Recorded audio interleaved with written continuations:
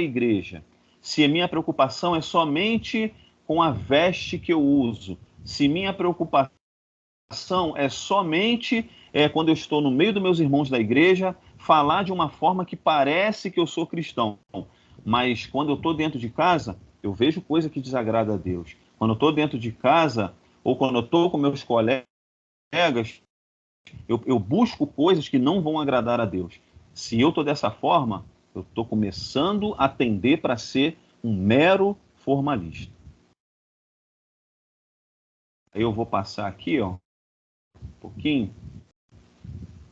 Exemplo de formalismo no Antigo Testamento. Aí eu já queria deixar para vocês, depois, lerem com calma todo o primeiro capítulo de Isaías. Né? Eu não sei se vocês têm a apostila do nosso curso. Na apostila, se eu não me engano, está dando mais como exemplo o livro de Malaquias, que também é um ótimo exemplo. Eu vou passar aqui o livro de Isaías, porque o livro de Isaías fica mais explícito no capítulo 1, e no livro de Malaquias a gente ia ter que gastar um tempo a mais aqui, porque a gente ia ter que abordar mais de um capítulo. Então aqui tem um resumo, o versículo 2 e 3 de Isaías 1, a gente vai ver que o povo de Israel, apesar de ser o povo eleito por Deus, ainda não o conhecia. A vontade de Deus não é que todos sigam uma mera formalização, mas que alcancemos a vida eterna. O conhecimento de Deus conduziria aquele povo para a vontade de Deus. E aí daqui a pouquinho eu vou explicar melhor esse contexto aí. O versículo 11 até o versículo 15, nós vamos ver que Israel estava cumprindo as ordens de Deus, né, com formalização. O povo fazia tudo conforme estava escrito nas leis de Moisés. Seus cultos seguiam os rituais estabelecidos por Deus. Porém, Deus não recebia a sua adoração, por serem rituais vazios, e nada do que eles apresentavam conduzia com seu interior. Deus exorta o povo para uma purificação interior. Então, gente, se vocês depois forem ler Isaías, capítulo 1, vai estar bem claro isso.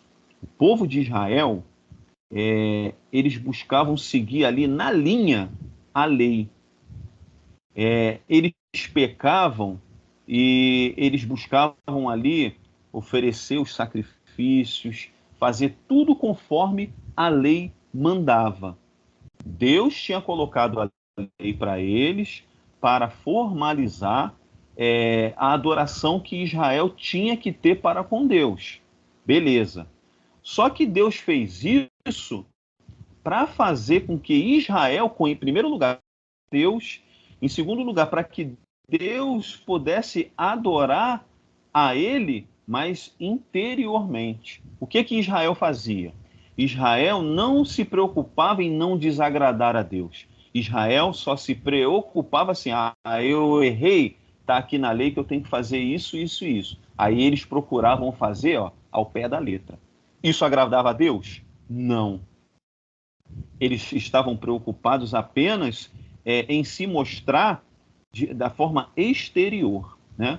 Eu tenho que levar lá o meu sacrifício, o meu cordeiro, então eu vou levar e eu vou estar bem aí com todo mundo, e vou estar bem com Deus. Mas interiormente, dentro do coração, eles não tinham a preocupação de adorar a Deus. Então Israel, não só aí em Isaías, como está na apostila, lá em Malaquias, como a gente vai ver em vários períodos da história do povo de Israel, nós vamos ver eles cometendo esse erro. Então nós temos aí um exemplo de formalismo lá no Antigo Testamento. Israel caiu por várias vezes nesse erro. Procurava fazer ali conforme a lei, mas não adorava a Deus do seu interior.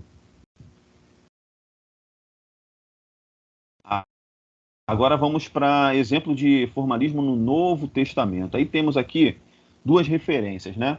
2 Timóteo 3, do 1 ao 5, que está assim: apesar de todos os pecados mencionados por Paulo seriam praticados pelos homens, o que chama a atenção é que as pessoas pecadoras teriam aparência de piedade. Então, Paulo chama a atenção para essa questão. Praticam pecados, desagradam a Deus, mas na aparência procuram demonstrar que são piedosos, procuram mostrar que são religiosos, procuram mostrar que estão fazendo a vontade de Deus. Nós vamos ver nas pregações, principalmente no Novo Testamento, né? A gente vai ler, isso fica bem claro com os fariseus, né? Fariseu é um exemplo ótimo de pessoas que estão enquadradas dentro do formalismo.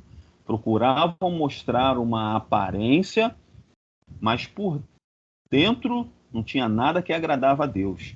Eles foram comparados, né, até com sepulcro caiado, que por fora era lindo, mas por dentro estava podre, estava estragado. Marcos 7, do 5 ao 9. Formalismo é hipócrita, tem beleza exterior e impureza interior, justiça exterior e injustiça interior. A tradição dos homens é colocada acima dos mandamentos de Deus. É preciso limpar o exterior e o interior. Então, assim, o formalismo dá mais ênfase à aparência, né? Mas por dentro eles não procuram demonstrar uma verdadeira adoração a Deus, né? Eu queria que vocês, alguém de vocês, pudesse me citar, tirando da Bíblia, assim, rapidamente, uma história, pode ser resumida, onde fica explícito aí o formalismo. Alguém pode me falar alguma passagem bíblica que nós vemos aí explícito o formalismo? Alguém quer falar? Para não ficar só eu falando? Pode falar, gente.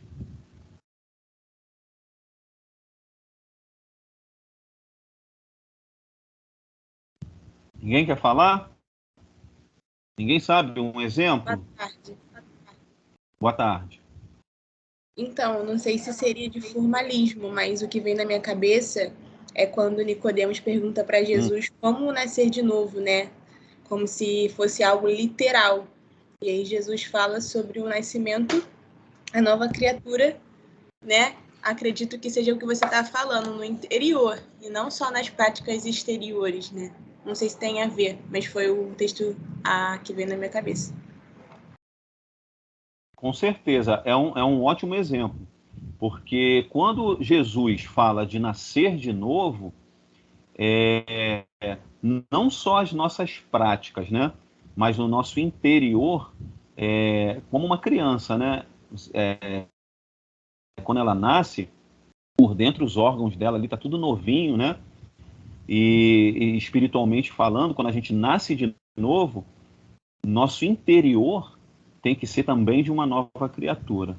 É um exemplo, sim, que a gente pode estar colocando sim. Quem foi que falou? Vitória Neves. Isso, Vitória. Valeu. A igreja de... Participação. Oi, posso falar? Pode falar. Em Apocalipse 3, a igreja de Sardes seria um exemplo disso? Isso. Desenvolve aí.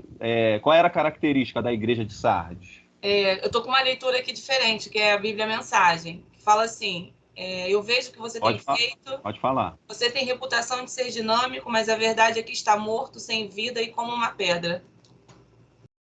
Olha aí, ó. Olha que belíssimo exemplo. Então, a reputação era boa, mas por dentro estava o quê? Morto. Então, vocês pegaram legal aí os exemplos. Eu não sei se alguém de vocês já dão aula na escola dominical, se já pregam, porque o curso, né, ele é voltado para isso, né, para jovens pregadores, para pessoas que querem se aprimorar na pregação, para pessoas que querem dar aula na escola bíblica. Então, eu quero deixar uma dica para vocês. Sempre façam isso. Sempre, quando vocês forem falar de um conceito, tentem buscar exemplos dentro da Bíblia, que aí fica muito mais fácil de vocês falarem daquele conceito. Então, aqui eu estou falando do conceito de formalismo. Então, não adianta eu falar aqui de definição e não buscar exemplos. E aí eu pedi para vocês darem um exemplo, e aí os 2 exemplos foram ótimos. Então, deu para eu saber que vocês entenderam o que é estar enquadrado dentro do formalismo. Parabéns aí. Quem foi que falou? Aí, o exemplo de Sardes? Viviane. Ótimo, Viviane. Parabéns, é isso aí mesmo. Contextualizando o formalismo, está escrito aí, né, no slide. A boa saúde de um ministério com jovens começa quando levamos a sério o poder de Deus em nossa própria vida espiritual. Existe uma relação direta entre a vitalidade espiritual do líder e um ministério com jovens sadios. O treinamento do Ministério de Juventude hoje em dia costuma enfatizar como fazer a obra de Deus, menosprezando a ideia de como ser uma pessoa de Deus, né? Isso aí está escrito no livro do Doug Fields, um ministério com propósito para líderes de jovem. Então, o que essa frase aí está fazendo? A pessoa que está ali trabalhando com o jovem, a pessoa que está liderando um grupo jovem, mas não é só liderar um grupo jovem, não é só trabalhar com o jovem, é ser um professor de escola bíblica, é ser um pregador, né? Para ele ter uma vida espiritual com vitalidade, se ele quer treinar outras pessoas, se ele quer ser referência para outras pessoas, não basta eu querer mostrar para essas pessoas, é assim que se faz. Antes de eu falar assim que se faz, eu tenho que verdadeiramente ser um homem de Deus, uma mulher de Deus. Porque tem muita gente que apenas aponta. É assim que se faz, mas não vive uma vida espiritual. Se eu vivo uma vida espiritual, automaticamente as minhas atitudes vão refletir isso, vai refletir o que eu tenho por dentro. O fariseu, ele fazia muito de apontar, de querer mostrar como é que se faz. Olha, essa mulher adúltera tem que ser apedrejada, né? Mas eles mesmo, quando Jesus fala, quem nunca pecou, atira a primeira pedra. Alguém pôde atirar a pedra? Não. Por quê? Porque eram pecadores como aquela mulher. Mas queriam apenas o quê? Mostrar-se com uma santidade que muitas das vezes não tinha. Então é muito importante que nós, como cristãos, nós, como professores de escola bíblica, nós, como pregadores, nós, como pessoas que vamos exercer influência não só na igreja, mas dentro da nossa casa, com um amigo nosso, com o nosso vizinho, acima de tudo, temos que enfatizar como ser uma pessoa de Deus. E isso vem de dentro. A pessoa que procura ter uma vida de aparência, uma hora ela vai cair do cavalo. Ela não vai conseguir enganar por muito tempo. Tá bom, gente? Vou passar aqui para o próximo. Então, nós batemos muito aí na tecla do formalismo. E o formalismo, muitas das vezes, ou 100% das vezes, ele leva a um fanatismo, que também não é uma forma saudável de seguir a Deus. E a gente vai trabalhar essa ideia do fanatismo aqui também. Então, o fanatismo é a raiz da palavra, né? Fanat, e olha o sufixo ismo aí de novo. Então, chamando bem a atenção para vocês aí, ó. Esse sufixo ismo, toda vez que vocês verem ele numa palavrinha, já tem que chamar a atenção. Fanático, do latim fanáticos, que significa a ideia inicial era positiva, como inspirado pela chama divina, mas para abrir caminho para sentidos negativos que prenunciavam o futuro da palavra. Como se sabe, é tênue a fronteira entre o inspirado e o possuído. Assim, ao lado de inspirado, entusiasmado, o dicionário Saraiva registra as acepções de furioso, louco, delirante, extravagante. Então, essas qualidades aí, gente, ó, furioso, louco, delirante, extravagante, são qualidades de pessoas que são fanáticas. E isso não é nada bom. A expansão semântica da palavra tirou da ideia fechada ao religioso. Hoje a expressão é funcional ao distinguir os devotos, olha só, irracionais de uma religião, dos extremistas políticos, dos torcedores esportivos mais entusiasmados e etc. A palavra fanático hoje é maciçamente carregada de conexões negativas, né? Como a intolerância, o preconceito, a irracionalidade. É bem fácil a gente entender isso no mundo que nós estamos vivendo, né? Se fala muito hoje de polarização. Essa polarização vai muito para o que eu falei lá no começo de extremos, né? Na nossa vida cristã, na nossa vida como um todo, devemos sempre fugir dos extremos. Então, lá o formalista, a pessoa que está ali ó, no formalismo, ela vai estar seguindo um extremo, que é negativo. E esse formalismo leva ao fanatismo.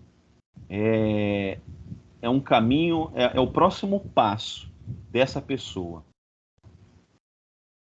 Então ela vai ser uma pessoa louca, uma pessoa furiosa, extravagante, uma pessoa que vai estar com pessoa de uma outra religião, ou até mesmo de uma outra denominação, e vai discutir com aquela pessoa, e vai tratar mal aquela pessoa, e vai se afastar mal aquela pessoa, e vai começar a ter sentimentos ruins para com aquela pessoa, o que não é legal, né? O fanatismo significa um estado mental caracterizado pela adesão tenaz e prolongada a certas crenças. Então, tipo assim, ele vai ser extremista. Ele vai levar a um extremo tal que vai fazer com que ele seja uma pessoa totalmente intolerante para qualquer outro que pense de maneira diferente da dela. E isso aí vai aí fora no futebol, na política, mas também vai dentro da igreja. E nós temos que correr disso, e nós temos que também saber identificar quando isso acontece em determinado local. Exemplos de fanatismo na Bíblia. Mesmo entre aqueles que não são fanáticos, é comum que um fanático seja visto como tendo muita fé ou sendo extremamente zeloso. Então, a pessoa que é fanático, normalmente, num primeiro momento, ela vai ser vista como uma pessoa que tem muita fé, muito zeloso. Então, o fanatismo ele tem a ver, sim, com um certo zelo. Aí a gente vai ver lá em Êxodo 34:14, né? Nunca adore nenhum outro Deus, porque o Senhor, cujo nome é zeloso, é de fato Deus zeloso. Aí Tiago 4:5. Ou cuidai vós, que em vão diz a Escritura, o Espírito que em nós habita tem zelo. O zelo de Deus refere-se ao amor ardente de Deus pelas pessoas. Um amor que não aceita a infidelidade e a traição. Nem o amor ao casamento, nem as obrigações em muitos outros contextos, normalmente também suportariam e aceitariam isso. Então, assim, Deus ele tem um zelo por nós, né? Nós também temos que ter um zelo pelas coisas de Deus. Mas não podemos ir para um extremo.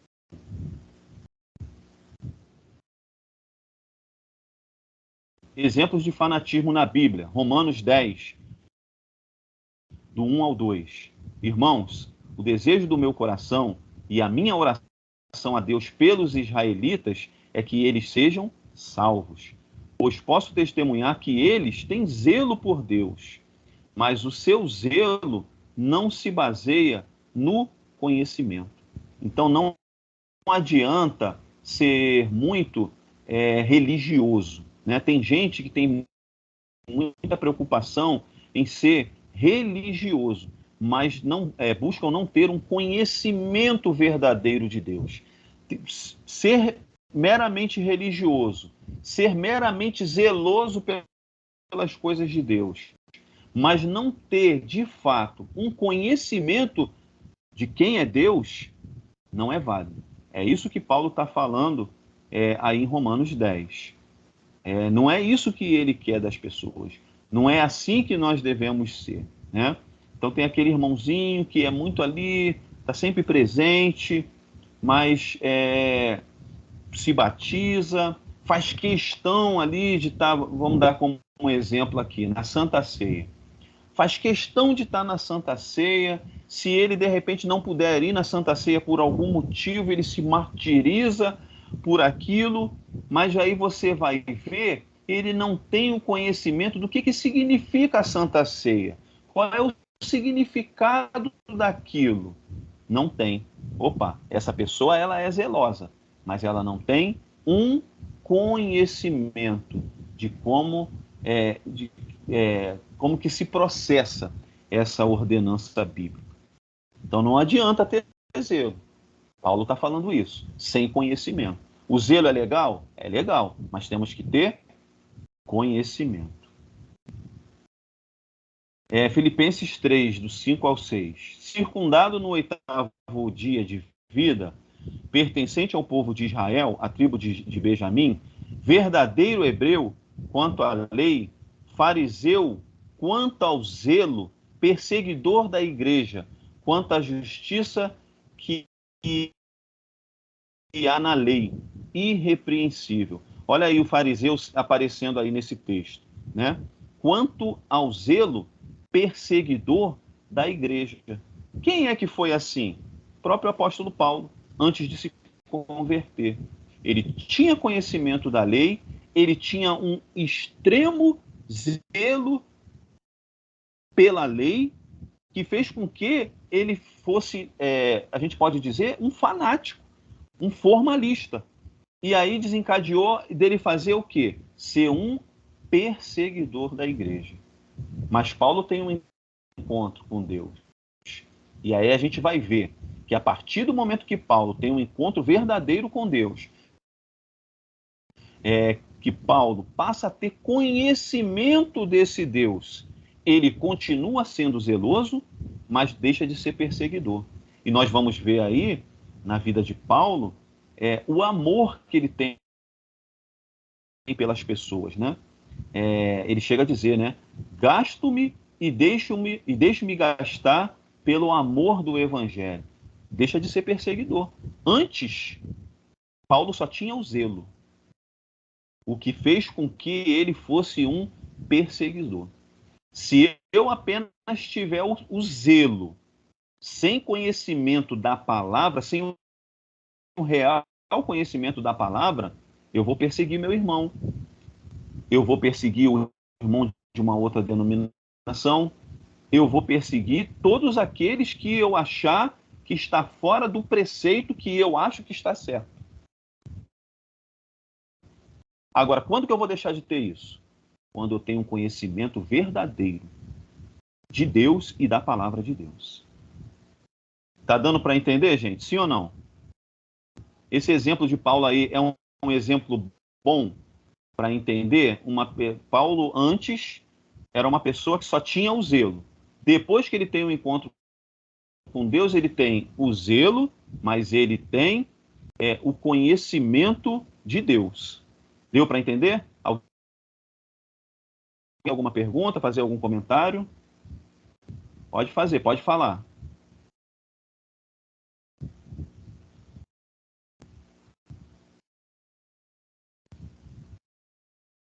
Ninguém quer falar?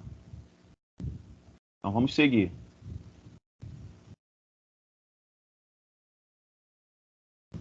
Aí temos mais uma referência, né? Vocês ouviram qual foi o meu procedimento no judaísmo.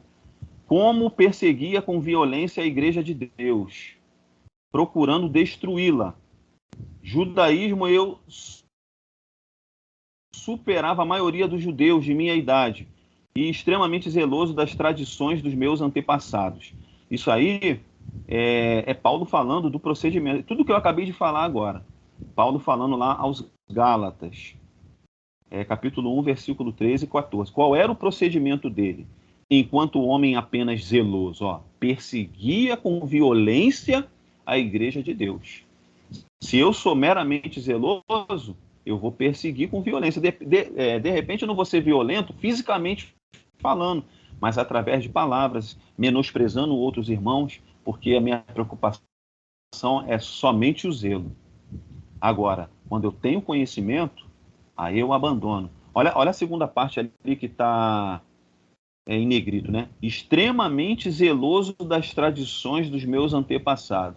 Então tem gente que apenas tem esse zelo pela tradição, né? E quando, na verdade, nós temos que ter o zelo e o conhecimento da palavra de Deus. Isso é muito importante que fique na nossa mente. Contextualizando o fanatismo. Acho que o principal erro teológico do fanatismo é não deixar espaço para a fé. Olha aí, ó. Então, a pessoa fanática é uma pessoa sem fé. Por trás da constante referência a Deus, há uma substituição de Deus por outros objetos, como o culto, os mandamentos, que certamente fazem parte da prática religiosa, mas não são Deus. Esses objetos finitos e limitados, portanto, são considerados como absolutos e ilimitados, e este é um erro teológico, bem conhecido sob o nome de idolatria. Não se destruirá o fanatismo com uma política pública bem planejada, mas sim com essa conversão constante, que nada mais é do que uma luta contra o pecado. O fanático, ele sempre vai ser apegado a coisas exteriores. De repente, a um tipo de vestimenta, de repente, a um tipo de regra. Eles vão ser muito firmes com essas coisas, porque, na verdade, eles não têm Deus dentro deles, né? Então, eles vão ser sempre apegados a objeto. E isso leva a uma idolatria, né? Porque eles não estão apegados a Deus. O interior deles não tem Deus, está vazio. Aí, por isso que eu falei para vocês lá no começo, o formalismo, ele leva a esse fanatismo, né? Essa busca por coisas meramente exteriores.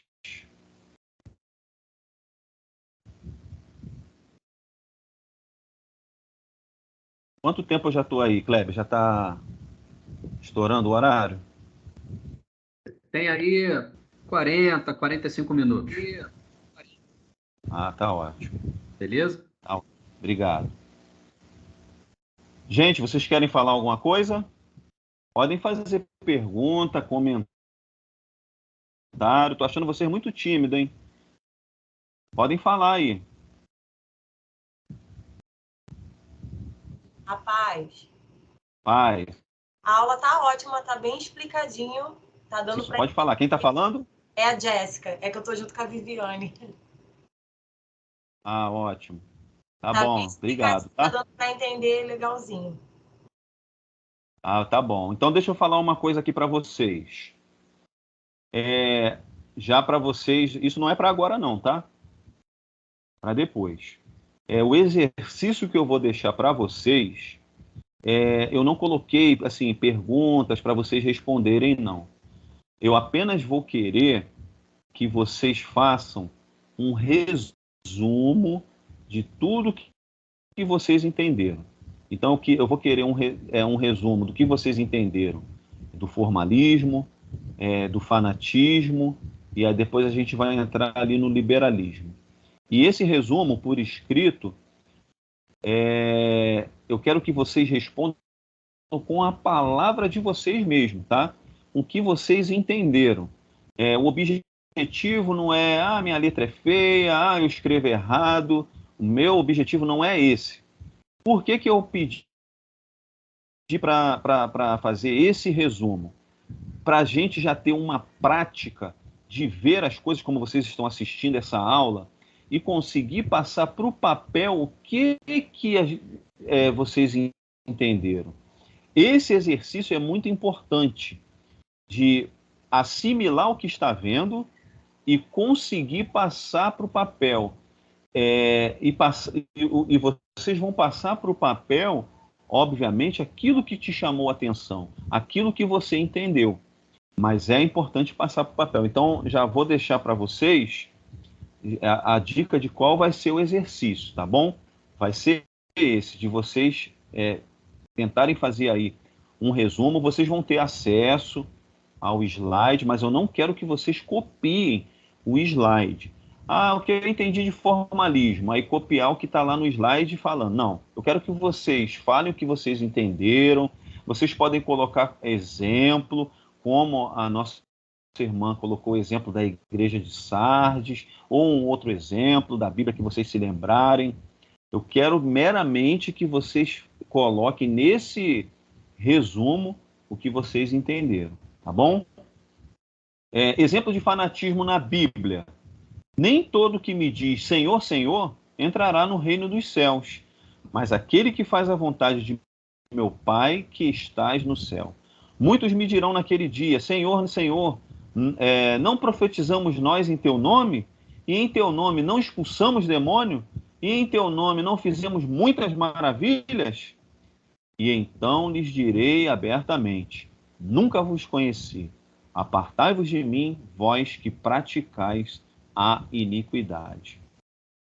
Gente, esse tipo de pessoa que está enquadrado aí no formalismo, fanático, são pessoas, muitas das vezes, que estão em nosso meio. E mais, eu não quero falar isso para que a gente fique identificando e apontando, não. Mas nós temos que ver se nós, em algum momento da nossa...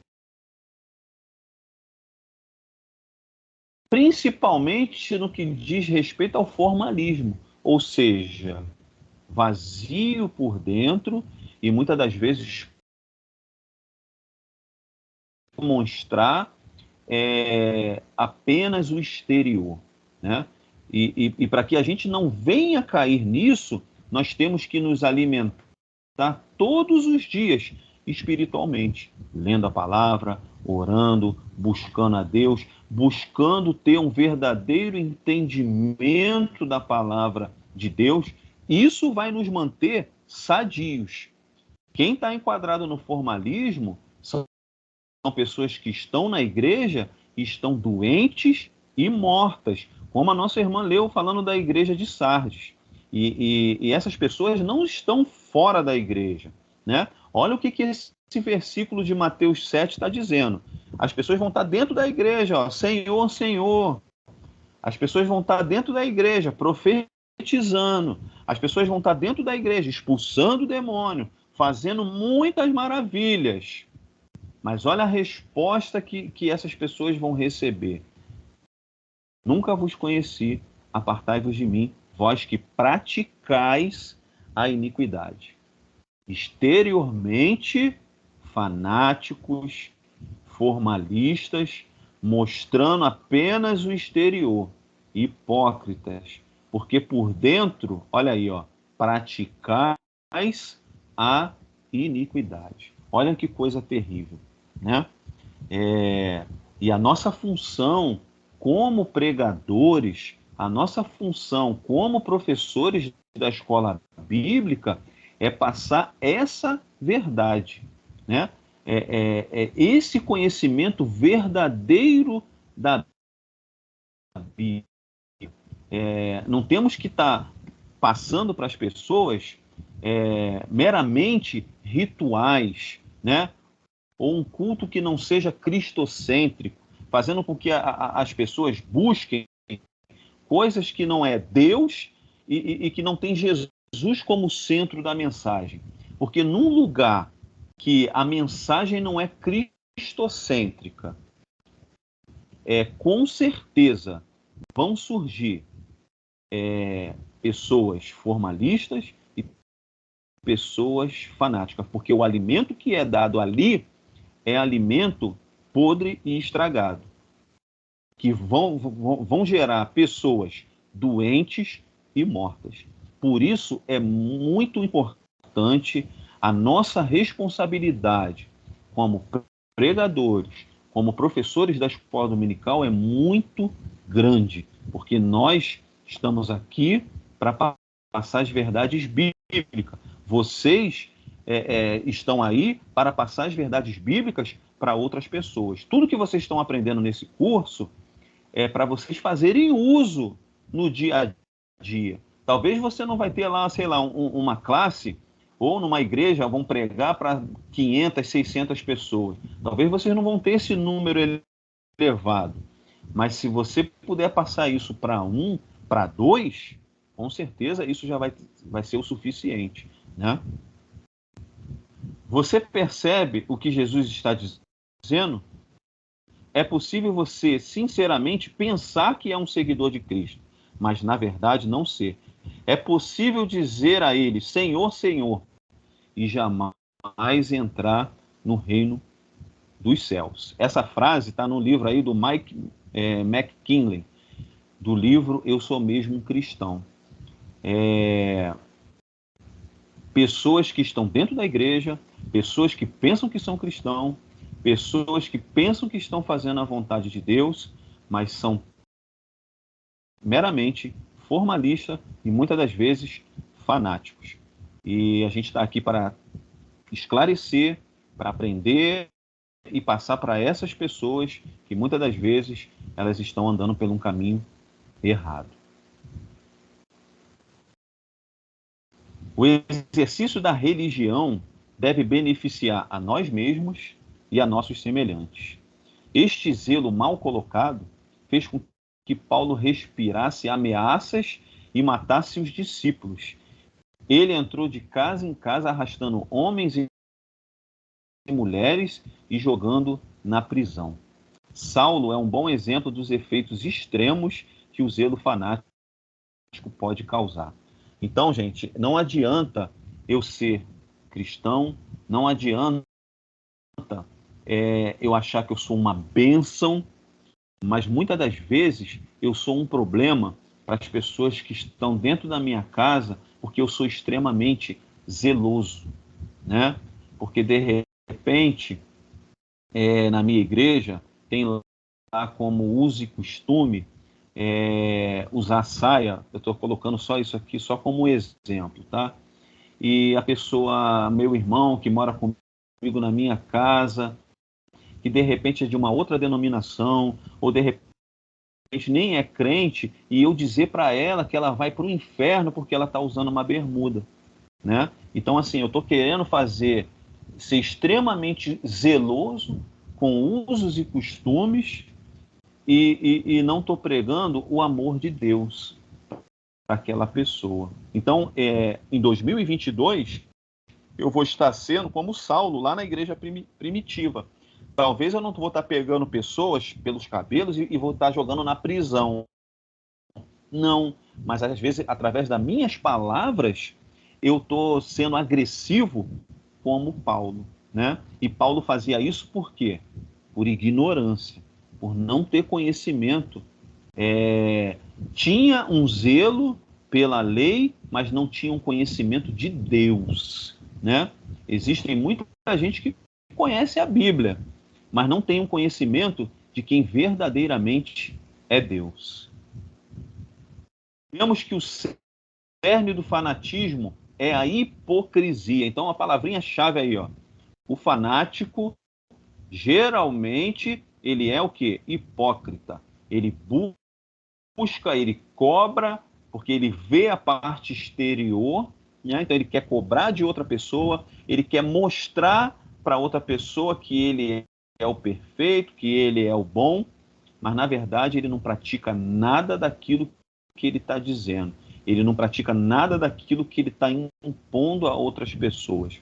Então isso serve para nós que vamos pregar a palavra, isso serve para nós que vamos ensinar a palavra numa escola bíblica, num culto de estudo.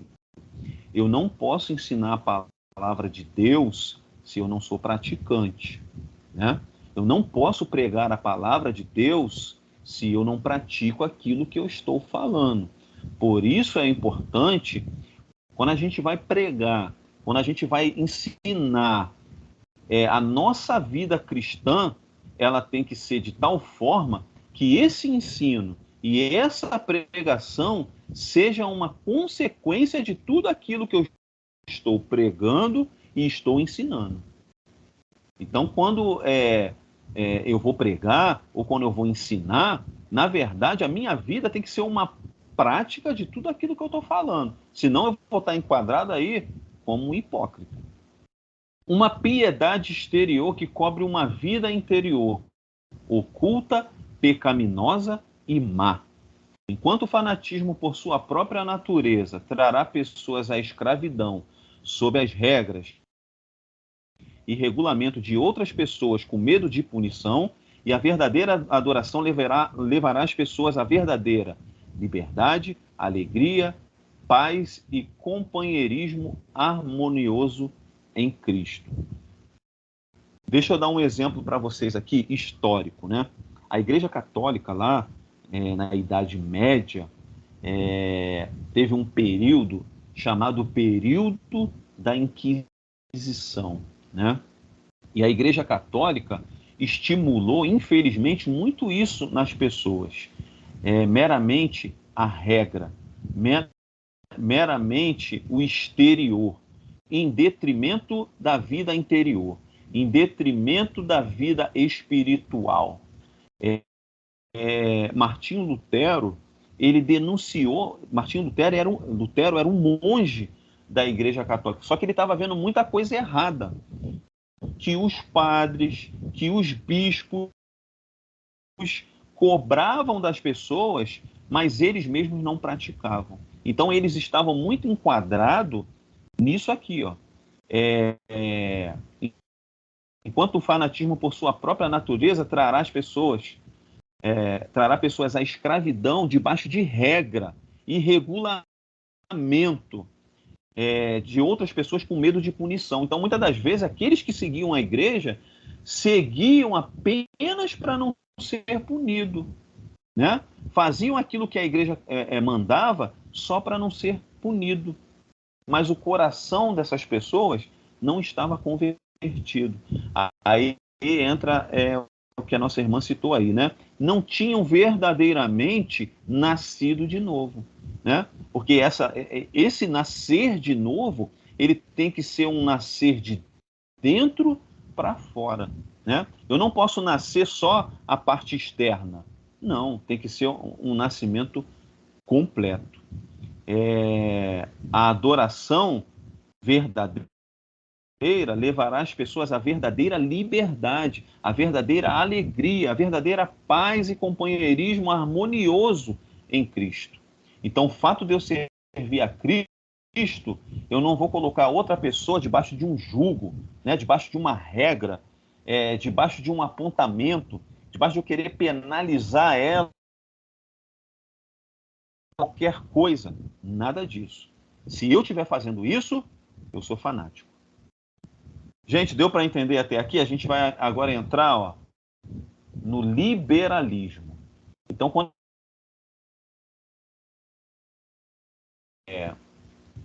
o fanatismo, o formalismo estão num extremo de muita regra, de muita aparência, tá aqui, ó, num extremo, de um lado da balança. Agora nós vamos entrar no liberalismo.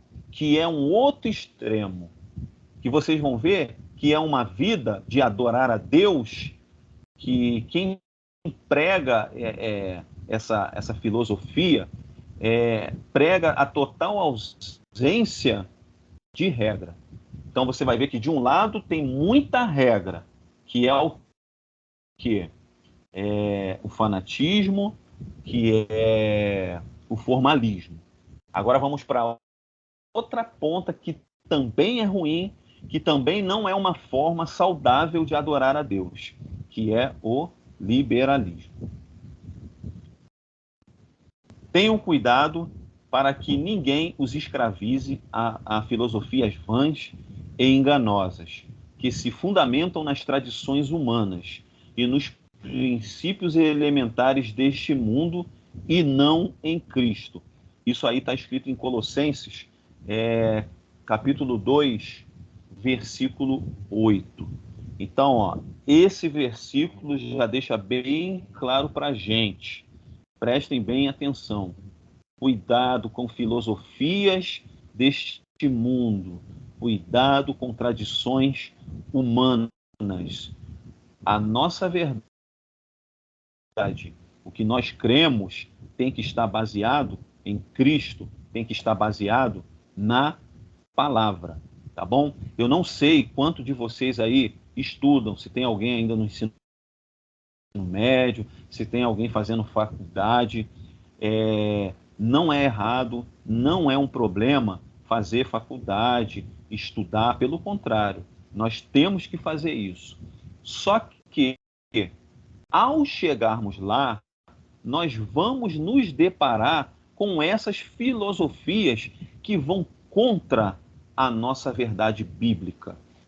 E se a gente não tiver uma boa base, e eu dou graças a Deus pela vida de vocês que estão buscando conhecimento para cada dia mais ter uma boa base, se a gente não tiver essa base, infelizmente, muitas pessoas vão, mesmo sendo crente, criado na igreja, participando dos grupos, aí vai para a faculdade, se desviam.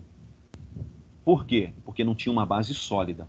E aí se deixaram escravizar por filosofias vãs e enganosas. Porque essas filosofias, elas vêm até a gente não parecendo uma filosofia vã e enganosa. Pelo contrário, elas vêm parecendo muito sofisticada, muito boa. O professor vai falar de uma forma que vai nos encantar. Se a gente não tiver uma base, nós vamos entrar por aí. Agora, se a gente tiver uma base, se a nossa base estiver em Cristo Jesus,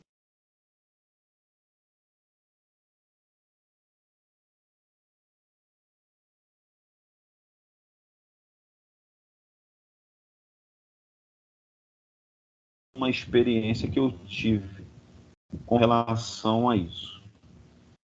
Temos aí, ó, de novo, ó, a palavra liberalismo. Olha o ismo aparecendo aí. Ó. Temos a raiz da palavra, liberal, e temos aí o sufixo ismo. E toda vez que vocês olharem para essa palavra, ismo, tenham certeza de que ela vai trazer aí algum probleminha.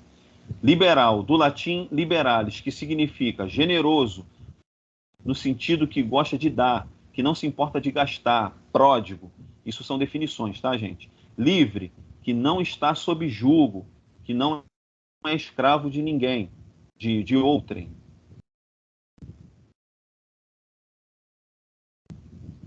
O liberalismo, ele existe em várias áreas do conhecimento, tá? Existe liberalismo econômico, existe liberalismo na literatura, mas nós vamos nos prender aqui apenas ao liberalismo teológico, que eu volto a falar para vocês. É uma forma de pensamento, é uma forma de filosofia que não é boa. Iniciou-se no fim do século XVII, com a explosão do racionalismo na Europa. Então, vou tentar contextualizar aqui rapidinho para vocês. Nós vivemos aí um período na Europa, do século V ao século XV, mais ou menos, que foi o período da Idade Média, que todo conhecimento era gerado pela igreja.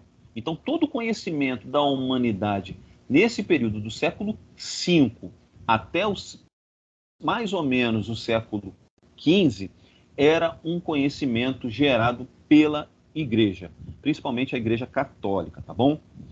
A partir do século XV, alguns lugares vai ser mais para o século XVI, XVII, outros antes, mas a gente vai definir como século XV.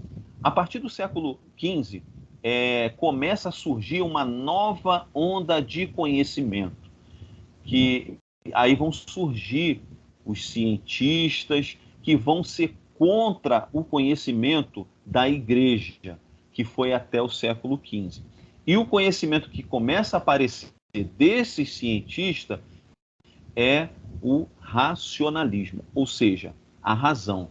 Eles desprezam a fé e eles vão se pautar meramente na ciência, tá bom? A intuição ou a razão era a fonte de conhecimento, invalidando a revelação divina da Bíblia. Ou seja, eles desconsideram o conhecimento bíblico e eles só dão crédito à ciência. Então, esse é o tipo de pensamento que vai aparecer no século, a partir aí do século XV, XVI, XVII, tá bom? E o liberalismo teológico, ele vem junto, né, com essa nova filosofia. Aqui eu vou pular para a gente ganhar um tempo e vou me apegar a esse pensador aqui, ó. Friedrich, ele tem um nome difícil, tá, gente? Eu não sei falar o nome dele, não. Mas tem esse sobrenome aí, ó, que vocês estão vendo. Se alguém souber falar, eu vou dar um ponto aí na prova. Mas é assim, ó. Ensinava que o cerne da religião é o sentimento de dependência de Deus, que é um sentimento universal. Esse senso de dependência de Deus, ele define como sendo o centro do cristianismo. Se o centro da religião é a experiência com Deus, então os dogmas são irrelevantes. Só o que importa é aquele momento que você se encontra com Deus. A Bíblia passa a não ter mais relevância. Tanto faz se o que está escrito é real ou não, pois nada mais importa, somente a experiência com Deus. Então, desse primeiro pensador, ele despreza toda forma de formalizar, né? Lembra que eu falei lá na frente de que a nossa adoração a Deus ela é formal, ela tem regra, ela tem que seguir alguns dogmas. Esse pessoal do liberalismo, ele é contra, totalmente contra as regras, tudo. Para ele, só o que é válido é a sua experiência com Deus, é a experiência individual de cada pessoa. Somente isso para eles é válido. Então, esse aí é um primeiro pensador que pensa dessa forma. Temos aí o Rudolf Karl Bultmann, ensinava que os discípulos fizeram uma releitura, ou seja, uma reinterpretação do Jesus histórico. Bultmann acreditava que o Jesus histórico era uma pessoa normal, judeu, nascido de forma natural, itinerante, semelhante aos profetas, aos antigos profetas. Os discípulos atribuíram a Jesus coisas que nunca aconteceram. Não acreditava na divindade de Jesus, nem na sua ressurreição. Kleber, falta quanto tempo para mim aí? Então, André, são 10... Cara, você pode ir até umas 4h05, a gente começou um pouquinho tarde, né? 4h05 e 4h10 a gente libera. Tem aí mais 20 minutos. Tá ótimo. Obrigado, beleza? Kleber. Ótimo. Gente, presta bem atenção nesse pensador. Uma palavrinha para vocês guardarem aí, ó. Jesus histórico. Era o que esse pensador aí, e ele era ligado a esse liberalismo teológico. E eu vou contar uma experiência particular que eu tive. Eu fiz faculdade de humanas, né? Eu sou formado em História. E dentro da faculdade apareceu matéria, professores. Inclusive, eu assisti até uma palestra do professor chamado André Leonardo Chevitarese. Esse professor está por aí. Se vocês procurarem ele na rede social, ele está dando curso de Jesus histórico. E o que acontece? Qual é o grande problema, né, dessa linha de pensamento aí? Essa linha de pensamento, ela tenta, o liberalismo teológico, ela tenta desmerecer totalmente a palavra de Deus. E o Rudolf Karl Bultmann, né, como seguidor dessa filosofia, eles dizem que esse Jesus da Bíblia não existiu. Que esse Jesus da Bíblia foi um Jesus romantizado. Foi um Jesus pintado pelos apóstolos, pelos escritores ali dos evangelhos. E eles tentam mostrar um Jesus somente humano. E eles tentam mostrar coisas que nem tem escrito na Bíblia. Possíveis erros que Jesus tenha cometido. Possíveis falhas de Jesus. Eles tentam tirar, eles não acreditam na divindade de Jesus.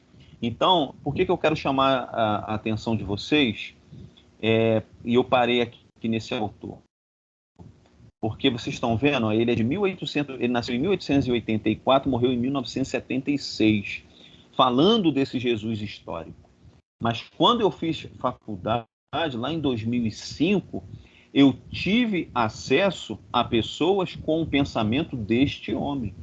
E vou falar para vocês, num primeiro momento, se você não tiver uma base bíblica, você vai achar que o que esse homem está falando é ótimo, é excelente, porque o que eles falam, num primeiro momento, é até agradável. E aquela pessoa que não tem uma base bíblica vai cair nessa. Vai achar que o que aprendeu na igreja está tudo errado. Que o certo é esse homem aí que está falando desse Jesus histórico. Então, por que eu estou contando para vocês essa experiência? Porque eu tive... Essas pessoas, elas não estão presas lá no passado, não. Os ensinamentos deles não estão presos no passado. Vocês, no dia a dia, vão lidar com pessoas que vai falar, e Jesus, o que aconteceu com Jesus entre os 12 anos e os 30 anos, que a Bíblia não aborda muito? Aconteceu isso, aconteceu aquilo, esse é o Jesus histórico. E eles vão te dar vários elementos que são vãs filosofias, que são ensinamentos enganosos. E isso vem o quê? Desse liberalismo teológico. E digo mais para vocês, aqueles que tiverem interesse em fazer teologia, cuidado com o curso de teologia que vocês vão fazer, porque lá dentro vocês podem ter professores que seguem essa linha de pensamento, uma linha de pensamento que coloca a Bíblia de lado, não segue os preceitos bíblicos, seguem os preceitos dos conhecimentos que eles mesmos produziram. Tá bom, gente? E aí tentam mostrar o quê? Uma vida sem regra.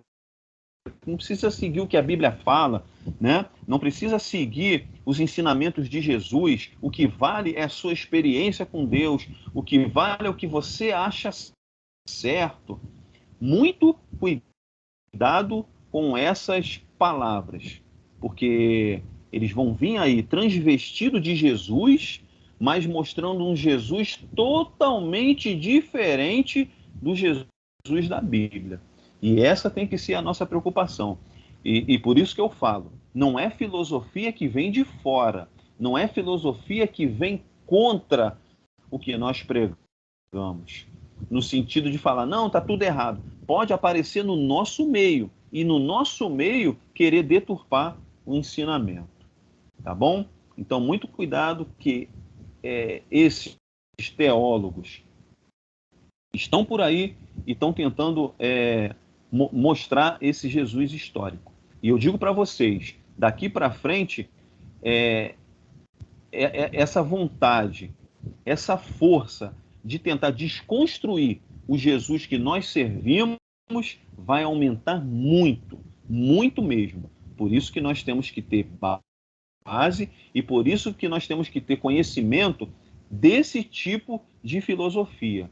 E é por isso que vocês estão tendo essa aula aí de formalismo e liberalismo, que vocês vão saber identificar. E está querendo mostrar um Jesus meramente humano. E está querendo dizer que Jesus pode ter tido uma falha, pode ter tido um relacionamento com Maria Madalena, pode ter feito isso. Já sabe que isso vem do liberalismo teológico.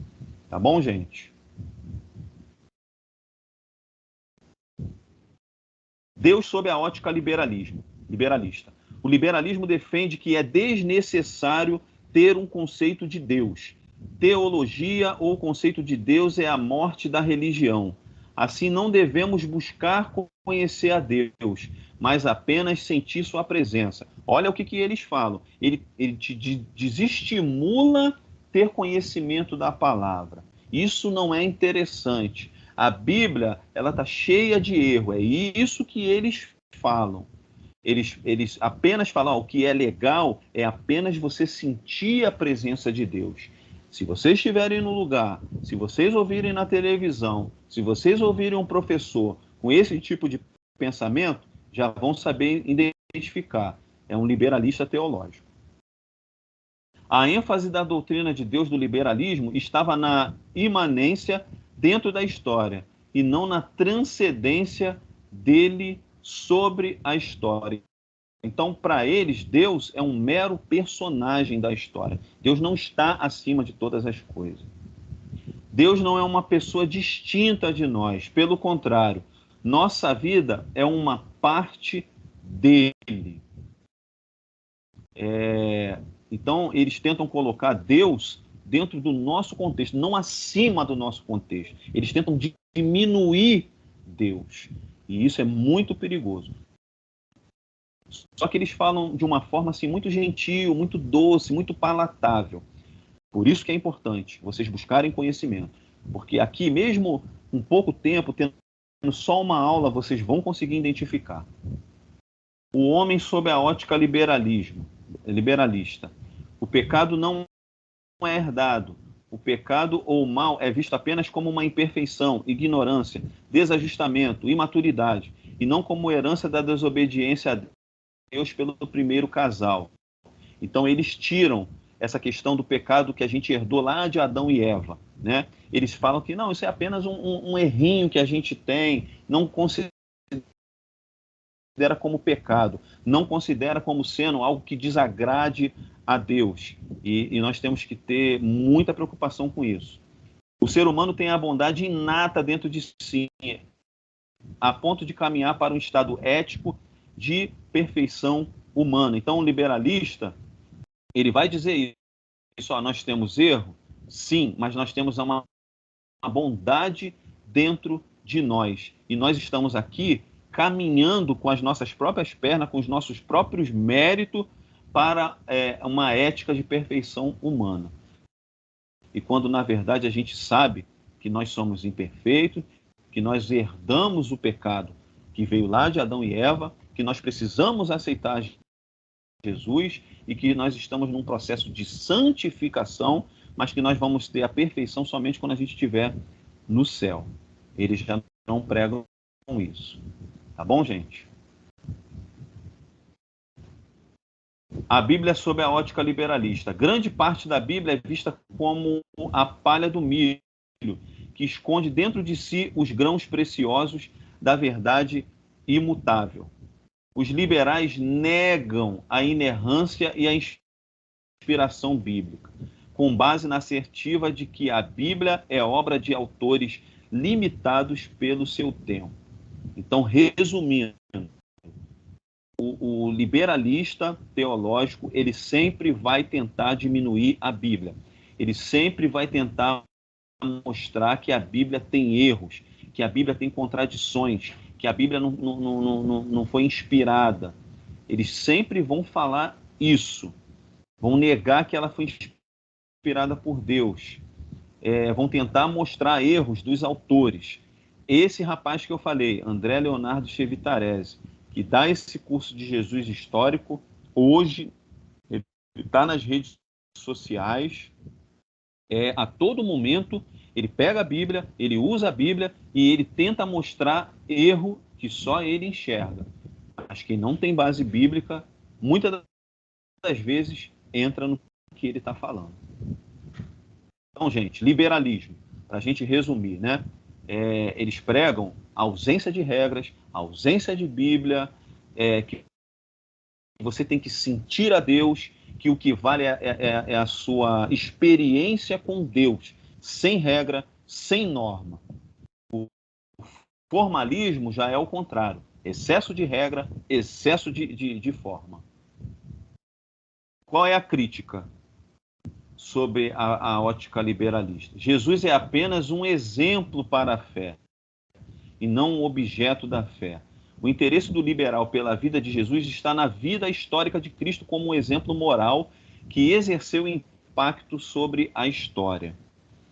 A consciência de Deus que Jesus possuía não era produto apenas da humanidade, era resultante da atividade de Deus em sua vida. Era, porém, uma consciência completamente humana de Deus. Então, volto a falar. Eles tentam diminuir a divindade de Deus. Eles tentam resumir de Jesus. Eles tentam resumir Jesus como apenas uma figura histórica, como apenas um exemplo a ser seguido como um homem, como um outro qualquer. É isso que o liberalismo faz.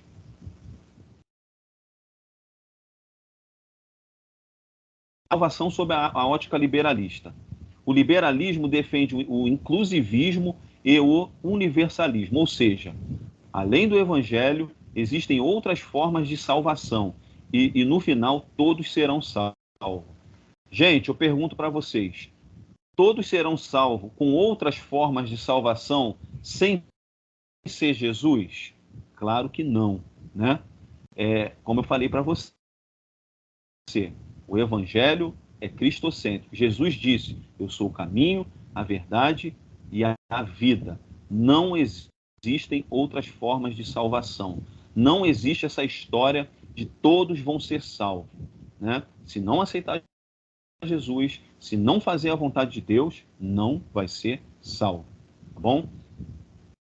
Eu não vou passar esse vídeo por causa do tempo e vocês vão ter acesso. Esse vídeo é do pastor René, né? E eu acredito que a maioria de vocês devem ter visto a declaração que ele deu, falando de que a Bíblia precisava ser atualizada. Isso vai muito do pensamento desses liberalistas. Eles dizem que a Bíblia contém erros, eles dizem que a Bíblia está ultrapassada e eles pensam, assim como esse homem nesse vídeo, desse pastor, eles tentam dizer que a Bíblia precisa ser atualizada, o que está errado. Cuidado com esse tipo de pregação. Fundamentalismo cristão é uma tese do final do século XIX e início do século XX, entre os protestantes britânicos e estadunidenses, como uma reação ao liberalismo teológico. O fundamentalismo estabelece 5 doutrinas fundamentais do cristianismo. Então, gente, contra o liberalismo aparece esse fundamentalismo cristão. Só estou colocando aqui para vocês, só para vocês terem ciência. Mas o meu objetivo aqui com vocês é que vocês tenham claro na mente de vocês o que é o formalismo e o fanatismo sendo aí um desdobramento do formalismo, e o que é o liberalismo, tá bom?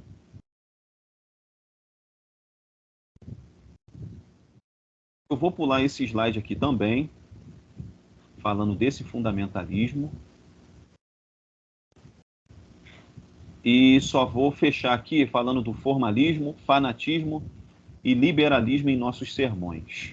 Professor? Oi, pode falar. Pode voltar nesse slide que você pulou aí falando do fundamentalismo, só para a gente poder tirar um print? Ah, sim. Aqui, esse, né? Não, esse, isso. Isso, pode tirar. Pessoal, Obrigada. depois... Eu acho que vocês vão ter acesso ao... Isso, é isso que eu ia falar. Depois a gente vai disponibilizar todos esses slides em PDF para vocês, tá? Lá no grupo, tá bom? Tá ótimo, obrigada. Nada.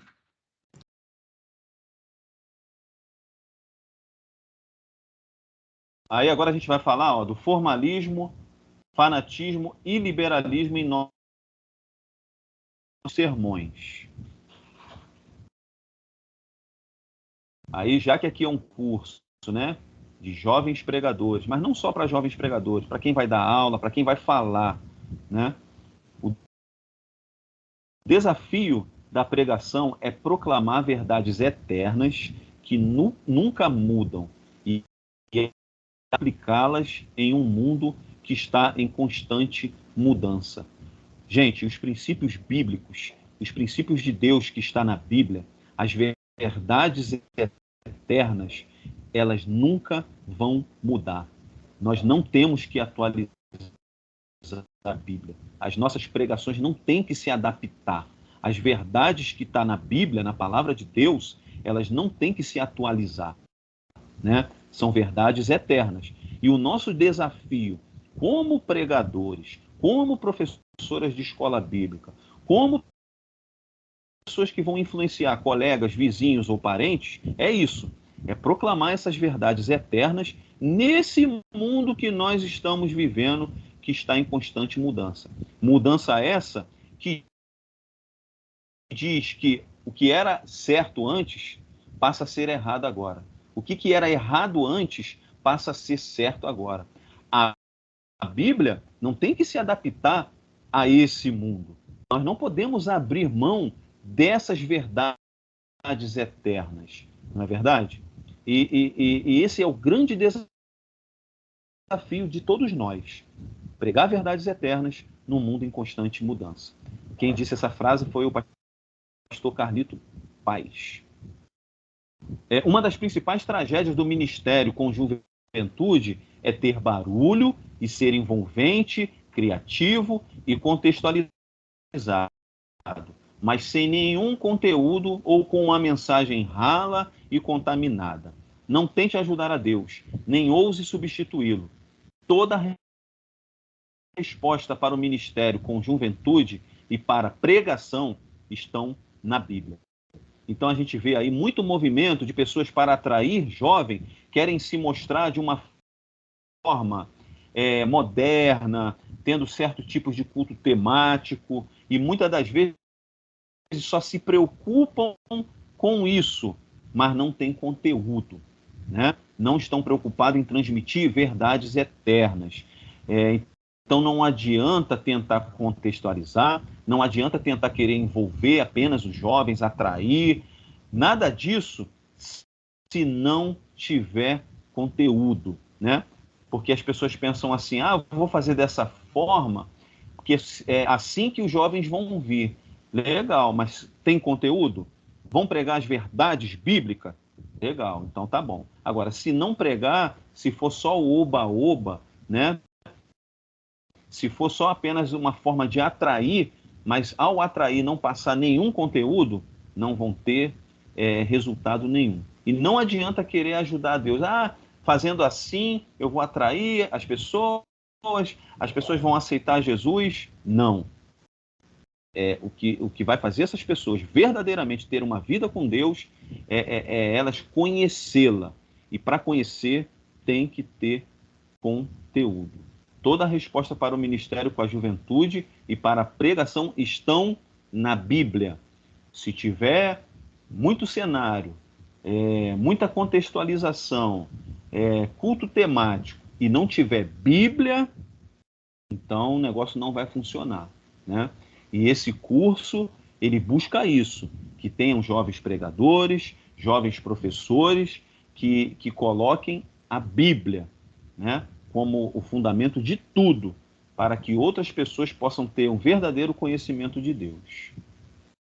Toda a Escritura é inspirada por Deus e útil para o ensino, para a repreensão, para a correção e para a instrução na justiça. Não podemos, de forma alguma, por nenhum outro método, abrir mão da palavra de Deus. Nossos sermões podem se tornar fábrica de religiosos legalistas. Então nós temos que ter muito cuidado. Se colocarmos a força de realizar nas pessoas, criaremos formalistas, fanáticos e liberais. Contextualizar é muito importante. Fazer as pessoas entenderem a praticidade da mensagem em seu dia a dia, mas não é só isso. Os ouvintes precisam entender que só conseguem viver a realidade bíblica através de Jesus Cristo. Só em Cristo é possível viver o que a palavra de Deus diz. Então, tudo que a gente for falar tem que ter Jesus. A nossa pregação tem que ser cristocêntrica. Se não for, vamos formar pessoas formalistas, fanáticas e liberais. Nossos sermões precisam apontar para quem, gente? Para Jesus, sempre. Se apontarmos para Jesus, com certeza, não teremos uma geração de formalistas, de fanáticos, de liberalistas. Vamos ter uma geração saudável que vão estar aí seguindo a Jesus. Aí tem a sugestão de leitura. É muito bom. Eu sei que está caro comprar livro, mas se vocês puderem ler esses livros, Ministério com Jovens, do pastor Marcos Madaleno. Esse livro é muito bom. Um Ministério para Líderes de Jovens com Propósito, né, do Doug Fields. E Eu Sou Mesmo um Cristão. Então, se vocês puderem compra um de cada vez, devagarinho, e poder ler esses livros. Eles são a base desse estudo aqui que nós tivemos nessa tarde. Aí, aqui, por último, é só da onde a gente tirou também mais algumas informações, raízes históricas do liberalismo teológico e das lições bíblicas da CPAD e agora como viveremos. Tá bom, gente? Que Deus possa abençoar cada um. Eu sei que eu passei da hora, mas eu creio que conseguimos aí assimilar, né, a aula de hoje. Alguém quer falar alguma coisa? Kleber, passa a palavra para você. Desculpa aí pelo horário, tá bom? Nada, que isso, André. Vou deixar os alunos aí falarem primeiro. E aí, gente? Gostaram da aula?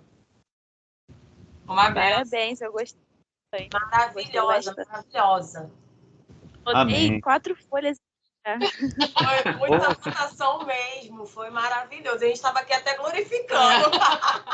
Amém. Graças a Deus. Eu André, agradeço. Eu Você agradeço. estava falando aí, elas estavam aplaudindo e tal. Eu estava vendo a reação da galera aqui. Se fosse pessoalmente, a gente ia aplaudir no final da aula. Então eu vou contar um bastidor aqui para vocês. Antes de dar a aula, nós ficamos muito nervosos. A gente quer, assim, passar o melhor para vocês, né? E essa aula tem 2 classes, né? Tem a de vocês e tem a classe do pessoal da UEP. E eu formei essa aula aqui em conjunto com a Vanessa, que deu aula para outra turma. E graças a Deus a aula dela foi excelente e eu assisti a aula dela. Eu falei, Jesus, a aula vai ter que ser tão boa quanto a dela. E graças a Deus o retorno de vocês faz eu pensar que realmente foi muito boa. Eu agradeço aí a paciência de vocês. Eu vou pedir para o Kleber colocar... Eu estou sem rede social porque eu perdi aí a senha das minhas redes sociais. Mas, Kleber, se você quiser, você pode colocar o meu contato de Zap lá no grupo deles e vocês podem ficar à vontade de fazer alguma pergunta pelo Zap e que eu prontamente vou estar respondendo a vocês, tá bom? Obrigado a todos aí e espero que a gente possa ter aí futuramente outras oportunidades. Alguém quer falar, gente? Mais alguma coisa aí para o nosso professor? Pelo visto, todos gostaram, né? Excelente aula, realmente. André, primeiro eu quero te agradecer, cara, assim, é sensacional a aula, né? A gente fica nervoso, quem vai dar aula depois não deveria assistir, né, cara? Que eu tenho assistido às aulas, eu e o Diego, a gente já tem ficado nervoso, cara, por antecedência. Verdade, Mas, verdade. cara, agradecer, André, a você, né? É realmente uma aula fantástica. Obrigado pelo teu empenho, né? Eu sei que a gente tem que se dedicar tempo, se abster de inúmeras coisas, né? Para preparar uma aula com esse tipo de conteúdo. Então, eu quero te agradecer em nome aí dos jovens pregadores, né? Da equipe do curso, pelos alunos também, Amém. beleza? E certamente teremos outras oportunidades, não ficarão só restritas a essas, não. Amém. Beleza? Obrigadão, Kleber. Tchau, Obrigado a pessoal. você. Gente, agradecer vocês pela presença aqui, tá? Eu tenho certeza que foi muito edificante, pelo menos para mim aqui, extremamente edificante. E aí, aquilo que eu falei com vocês no início, né? No próximo sábado, a gente vai comunicar no decorrer da semana nos grupos, mas muito provavelmente a aula vai ser postergada, tá? E aí a gente vai mantendo a comunicação lá. Depois o André vai me disponibilizar o PDF dos slides e quando eu colocar o PDF lá no grupo, eu coloco o contato dele no WhatsApp também. E como ele se colocou à disposição aí, qualquer dúvida, enfim, até na hora de fazer o resumo, né? Vocês vão precisar fazer o resumo e mandar para a gente. Pode também tirar dúvida com ele. Tenho certeza que ele vai estar à disposição de vocês aí. Tá bom, gente?